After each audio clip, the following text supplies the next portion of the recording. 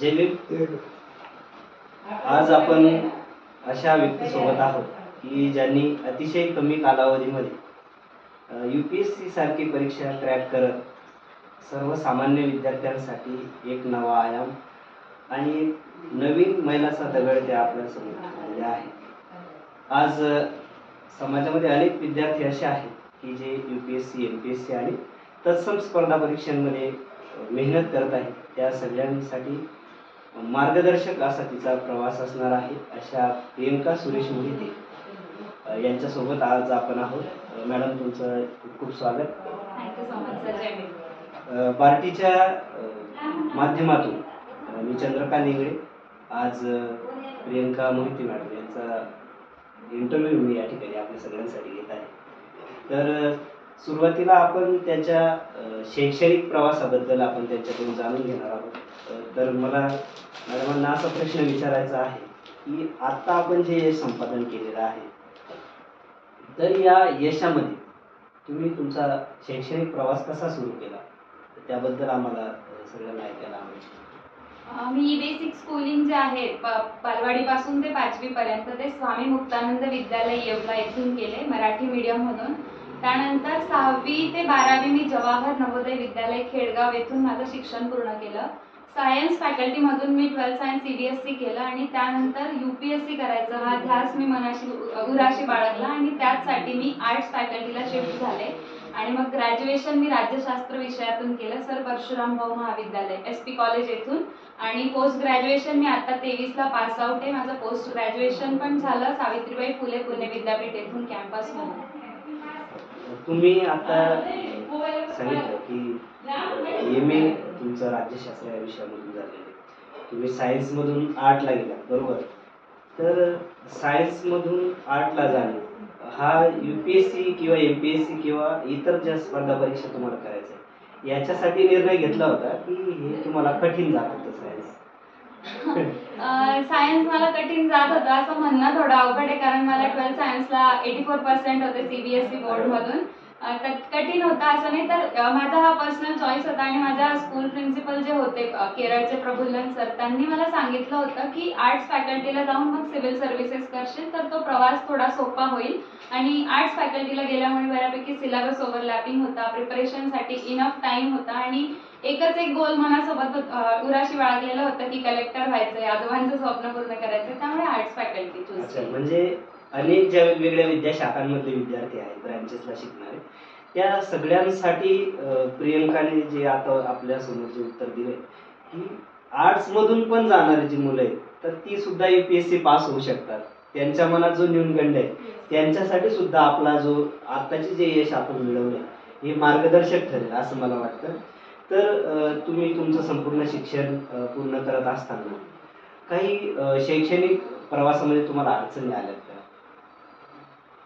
शैक्षणिक अडचणी अशा मला कधी जास्त जाणवल्या नाही. माझा प्रवास सोपा झाला कारण माझे वडील सुद्धा शिक्षक आहे. ते इथे स्वामी मुक्तानंद विद्यालय येवला येथे शिकवतात. तर शैक्षणिक ज्या काही गोष्टी आहेत, ज्या काही ॲक्सेसरीज मला हव्या होत्या त्या तर मला घरातून मिळाल्याच. पण शिक्षणाचे जे बाळकडू आहे, जसं बाबासाहेबांचं स्वप्न होतं की शिक्षण हे वाघिणीचे दूध आहे आणि तो प्राशन करणारा गुरगुरल्याशिवाय राहणार नाही, तर हे जे ब्रीदवाक्य होतं ते बालपणापासूनच मनावर बिंबवण्यात आलं होतं. त्यामुळे कुठल्या अडचणी मला आल्या नाही.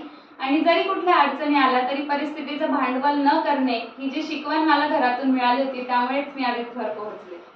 अनेक तुमच्या उत्तरातूनच असा एक प्रश्न निघतो की अनेक मुलं तक्रार करतात की आम्हाला आर्थिक सहाय्य नाही, आम्ही गरीब आहोत, तर आम्ही कसं जायचं या परीक्षेकडे किंवा आम्हाला काही मार्गदर्शन मिळेल का? तर अशा मुलांसाठी तुम्ही काय सांगू इच्छिता की जे अनेक मुलं आता तयारी करतायत, गरीब घरातले, ज्यांची परिस्थिती बिकट आहे, तर त्यांच्यासाठी तुम्ही काय संदेश देऊ इच्छिता? जसं मी आधी म्हटलं तसं की परिस्थिती कुठली असो त्याचं भांडवल न करणं जास्त महत्त्वाचं असतं. जर तुमचं व्हाय क्लिअर असेल, व्हाय सिव्हिल सर्व्हिसेस किंवा कुठलंही करिअर, जर तुमचं व्हाय क्लिअर असेल तर you can very easily find how. ते हाऊ पर्यंत म्हणजे तुमचं गोल अचीव करण्यासाठीचे जे काही मधले मीडियम आहे ते तुम्हाला खूप सहज उपलब्ध होत जातात, जर तुमची जिद्द, चिकाटी आणि मेहनत असेल. आणि सगळ्यात महत्त्वाचं, मला काहीतरी उद्देश, माझं काहीतरी डोक्यात उद्देश आणि मला तो फुलफिल करायचा ही जर क्लॅरिटी आपल्याला असेल तर आर्थिक असो, सामाजिक असो, कुठलीही अडचण असो ती सॉल्व्ह करण्यासाठी अनेक लोक आपल्या मदतीला येतात, हेच मी नक्की सांगेन.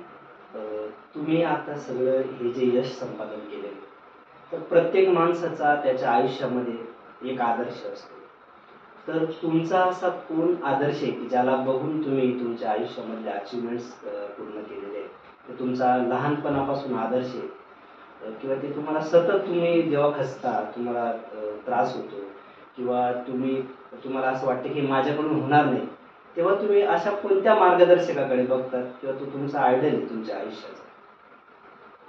असं एक व्यक्ती नाहीये की ज्यांना बघून मी मोठं झाली आहे. म्हणजे लहानपणापासून आम्ही बाबासाहेब वाचलेत, बाबासाहेबांचं जे सगळं कार्य आहे ते ऐकलंय. बाबासाहेब आमच्यासाठी खूप महत्त्वाची प्रेरणा राहिले. Doctor B.R. आंबेडकर, की ज्यांनी देशाचं संविधान तर लिहिलंच, पण त्याचबरोबर समाजातल्या उपेक्षित घटकांसाठी खूप बहुमोल कार्य केलं. तर तेच अर्थात आमच्यासाठी आयडल राहिले. आणि बाकी माझा पर्सनल आयडल असं एक व्यक्ती नाहीये, तर माझ्या घरातले 4ही लोक आहेत. माझे आई, माझे वडील, माझा मोठा भाऊ आणि माझे मोठे बहीण, की जे माझ्यासाठी खूप स्ट्रॉंग पिलर आणि स्ट्रॉंग स्ट्रेंथ राहिलेत, की ज्यांना बघून मी शिकत राहिलीये की ठीक आहे, हे माझ्या मागे पाठीशी उभे आहे, तर मला ह्यांच्यासाठी का असेना मला करायचंय. आणि मी स्वतःसाठी एक मोटिवेशन असायचे की मी जर हे पास करू शकते तर मी पुढचंही करू शकते. तर मी स्वतःला एक कॉम्पिटिशन म्हणून बघायचे आणि स्वतःसोबतच स्पर्धा करायचे. तुमच्या एकंदरीत आता या उत्तरातून असं एक नवीन प्रश्न निर्माण होतो की अशी खूप मुलं आहेत की जे स्पर्धा परीक्षांमधून तयारी करतायत, त्यांना हिणवलं जातं किंवा किती वर्ष करणार किंवा अजून किती वर्ष घ्यायचे. तर तुम्हाला काय वाटतं की कुटुंबाची भूमिका काय असली पाहिजे त्यांच्याप्रती? आता तुम्ही सांगितलं की माझे आई वडील माझ्याबरोबर आहे, माझे भाऊ आहे किंवा इतर माझ्या कुटुंबातल्या लोकांनी मला सपोर्ट केला. तर हा सपोर्ट किती महत्वाचा आहे परीक्षेत तुम्हाला यश संपादन करण्यासाठी? सगळ्यात महत्त्वाचं म्हणजे UPSC किंवा MPSC दोन्ही असेल किंवा कुठलीही रादर कॉम्पिटेटिव्ह एक्झाम असेल, तर त्याच्यामध्ये अनसर्टेनिटी खूप आहे. तुम्ही असं नाही सांगू शकत की मी हा अटेम्प्ट देते आणि माझा तो क्लिअरच होणार आहे. माझ्याही बाबतीत असं घडलं की मी पहिल्या प्रयत्नात यशस्वी होऊ शकले नव्हते. तर बॅक ऑफ द माइंड एक तर बरेच लोकांनी असं करायला पाहिजे की आपला एक स्ट्रॉंग प्लॅन बी सुद्धा असायला हवे, की ठीक आहे आपण खूप मेहनत घेतोय, खूप प्रयत्न करतोय, पण आपल्याला यश मिळत नाहीये, तर आपल्याकडे एक स्ट्रॉंग प्लॅन बी असावा. आणि जर तो नसेल तर आपल्याला थोडं म्हणजे ह्याच्यामध्ये कसं आहे, मानसिक आरोग्य सांभाळणं खूप महत्त्वाचं असतं. जसं सरांनी सांगितलं की आपल्याला हिणवलं जातं, तर ते सांभाळण्याचे गट्स आपल्याला लागतात, की ठीक आहे लोक म्हणतात अजून किती वर्ष अभ्यास करणार, अजून किती दिवस तयारी करणार. तर ते this is part of the process, की जिथे तुम्हाला हेही सहन करायला लागतं. मला तर किती ऐकवण्यात आलं की सायन्स फॅकल्टीची विद्यार्थिनी वेडापणा करते, आर्ट्स फॅकल्टीला जातीये. पण आपल्याला माहित पाहिजे की मी काहीतरी डिसिजन घेतला आणि मी तो प्रूव्ह करणार आहे, तर तो कॉन्फिडन्स आपल्याला आपल्यात असायला हवा. बाकी हिणवणारे तर असतातच प्रवासात. तुम्ही आता तुमच्या बोलण्यातून एक आलं समोर की तुम्ही पण एक याच्या आधी परीक्षा दिली, त्याच्यात तुम्हाला अपयश आलं, तर त्यावेळेला तुमच्या घरच्यांची काय रिॲक्शन होती?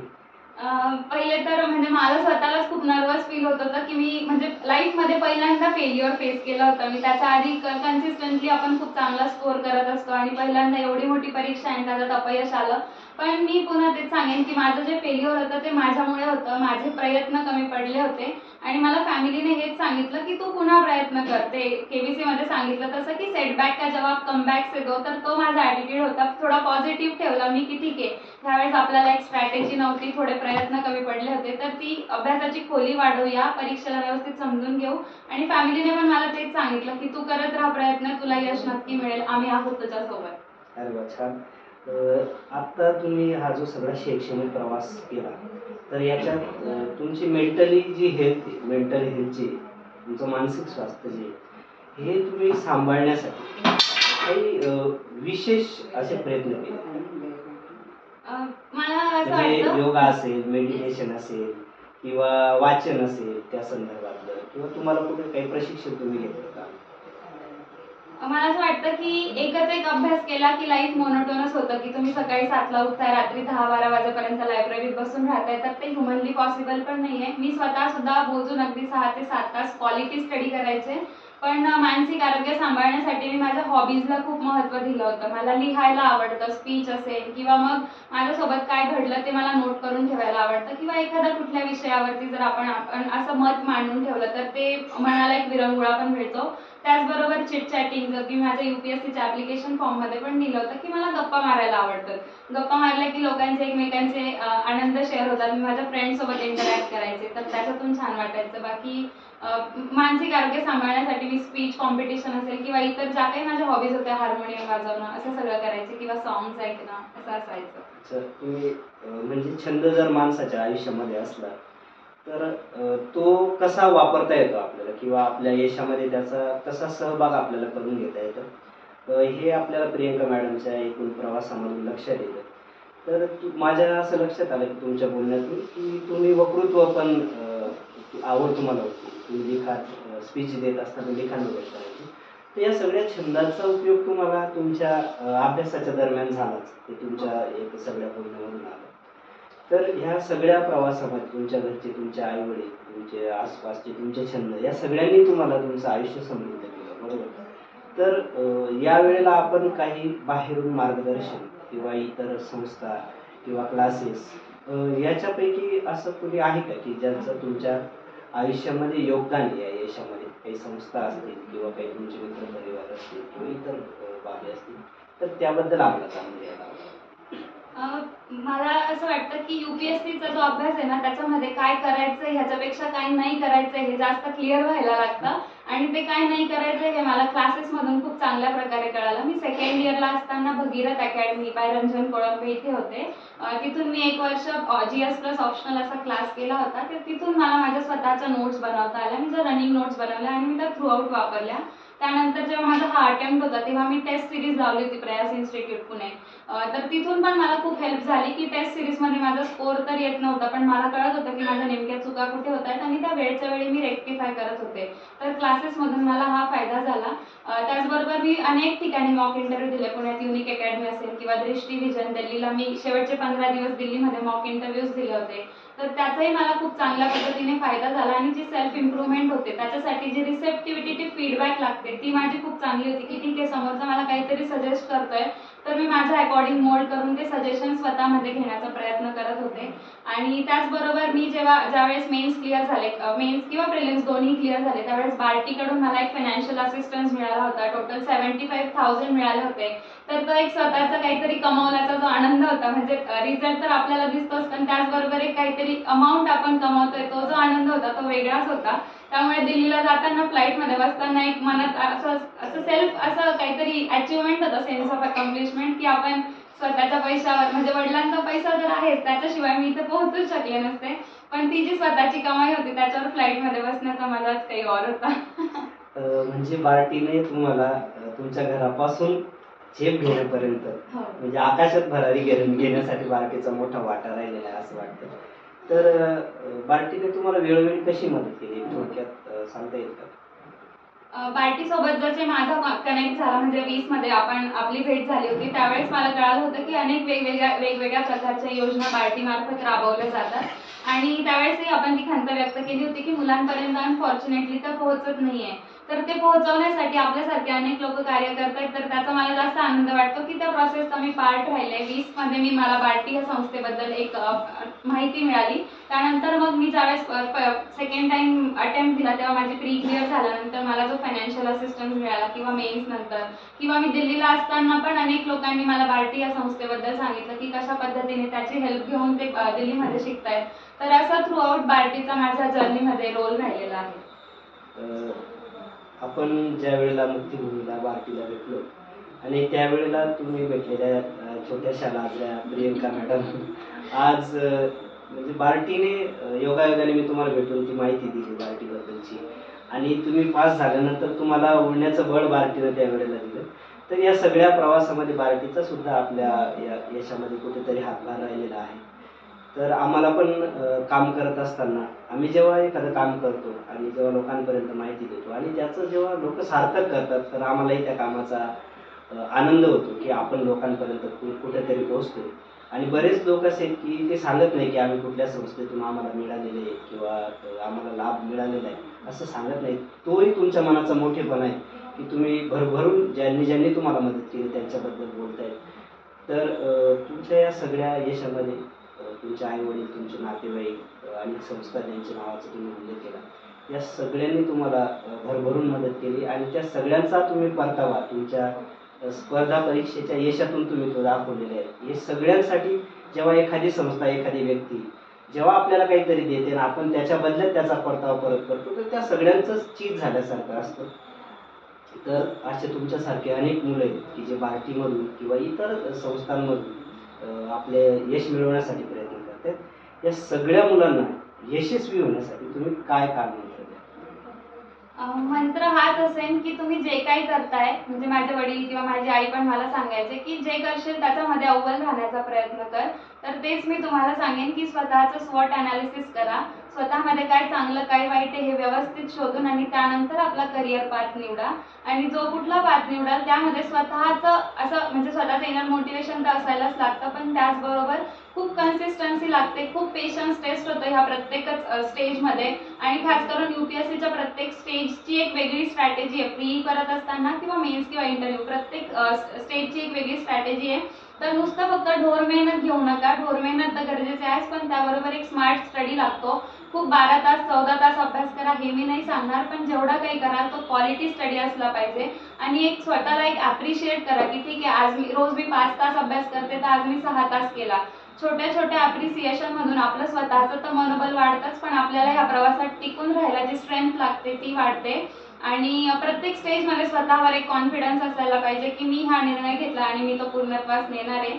आणि कुठलाही करिअर पाथ निवडायच्या आधी स्वॉट अनालिसिस झालंच पाहिजे. म्हणजे मी असं म्हणणार नाही की मला बघून प्रत्येकाने सिव्हिल सर्व्हिसेसच करा, कारण याहीपेक्षा उत्तम असे करिअर आणि प्रत्येक फील्ड हे आपल्या आपल्या गुणविशेष प्रत्येक फील्डचे आपले आपले गुणविशेष असतात. तर ते ओळखून आणि आपल्या स्वतःच्या स्ट्रेंथ्स ओळखूनच आपला करिअर पाथ निवडा. आणि तो खूप खूप महत्त्वाचा निर्णय असतो जो आपल्या आयुष्याला कलाटणी देतो. तर तो फार विचारपूर्वक आणि कोणाच्या तरी गायडन्स खालीच झाला पाहिजे, हे मी तुम्हाला आवर्जून सांगेन. तुम्ही अनेक छान तुमच्या बोलण्यामधून अनेक मुद्दे आले की जे आमचे आता प्रेक्षक या ठिकाणी आपल्याला बघणार आहे, तर त्या सगळ्यांसाठी तुमचं पूर्ण मार्गदर्शन त्यांच्या पुढच्या भविष्य आयुष्यासाठी त्यांना सुखकर होणार आहे. अधिकारी म्हणून तुमचं कसं योगदान राहील किंवा तुम्हाला काय करावंसं वाटतं समाजात, तुम्ही ज्या पदावर आता काम करणार आहे त्याच्यातून तुम्हाला समाजात काय चेंजेस करायचे वाटतात? असा कुठला एक स्पेसिफिक एरिया नाही आहे की ज्याच्यावरती मी काम करणार आहे. मला असं वाटतं खरं तर माझ्या कामाची खोली कुठपर्यंत असणार आहे, कामाचा व्याप कुठपर्यंत असणार आहे याबद्दल मलाही अशी पुरेशी कल्पना नाही आहे. पण ज्यावेळेस मला माझ्या कामाची क्लॅरिटी येईल त्याच्यातून मी एवढं तर आश्वस्त करू शकते की जी फाईल माझ्यापर्यंत पोहोचणार आहे त्या फाईलला क्लॅरिटी नक्कीच मिळेल, रेट टेपिझमचं प्रमाण कमी होईल यासाठी मी प्रयत्न करेन. आणि जे कुठलं क्षेत्र असेल, आरोग्य असेल, एज्युकेशन असेल, लहान मुलांसाठी, महिलांसाठी किंवा जे कोणी माझ्यापर्यंत पोहोचणार आहे त्याला माझ्या पदाला साजेसं असं, माझ्या पदाला अनुसरून जे काही कृत्य असेल ते मी करण्याचा प्रयत्न करेन, हेच मी ह्या माध्यमातून सांगेन. धन्यवाद. तुम्ही अतिशय छान आमच्या सगळ्या प्रेक्षकांसाठी अतिशय चांगलं मार्गदर्शन केलं. फार बरं वाटलं की तुमच्याबरोबर आता महाराष्ट्रभरातले जेवढे विद्यार्थी तुम्हाला ऐकतायत या सगळ्यांना मार्गदर्शन ठरेल. समाजामध्ये अशा कितीतरी मुली असतील की ज्यांनी अशी स्वप्न उराशी बाळगली असतील, त्यांच्यासाठी सुद्धा तुम्ही मार्गदर्शक ठराल. अतिशय कमी वयामध्ये आपण एवढं मोठं यश संपादन केलं, तर हे सगळ्यांसाठीच प्रेरणादायी मार्गदर्शन आणि आपल्या तालुक्यातल्या, आपल्या गावातल्या आणि महाराष्ट्रातल्या अनेक मुलींसाठी तुम्ही कदाचित दीपस्तंभ ठरू शकता अशी मी अपेक्षा व्यक्त करतो. आणि एक शायर असं म्हणतो की चरित्र को पवित्र करने का पवित्र नहीं मिलता, इंसान अपने किरदार से खुद महकता है. तर असं किरदार, असं व्यक्तिमत्व आज संपूर्ण महाराष्ट्रभरात ज्यांची दरवळ सुगंध आपल्यापर्यंत पोहोचलेले, तर तोच सुगंध आज तुमच्या सगळ्यांपर्यंत पोहोचवण्याचा प्रयत्न केलेला आहे. या मुलाखतीसाठी तुम्ही उपलब्ध राहिलात, तुमचा अमूल्य वेळ दिला त्याबद्दल पार्टीच्या वतीनं माननीय महासंचालक सुनील वारे सर यांच्या वतीनं, संपूर्ण पार्टीच्या वतीनं, स्पर्धा परीक्षा विभागाच्या वतीनं आपल्याला खूप साऱ्या सदिच्छा, शुभेच्छा देतो. आणि पुढे आपल्याला ज्या काही अचिव्हमेंट्स करायच्या असतील त्याबद्दल खूप साऱ्या सदिच्छा, शुभेच्छा देतो आणि धन्यवाद. धन्यवाद. जय भीम. जय भीम.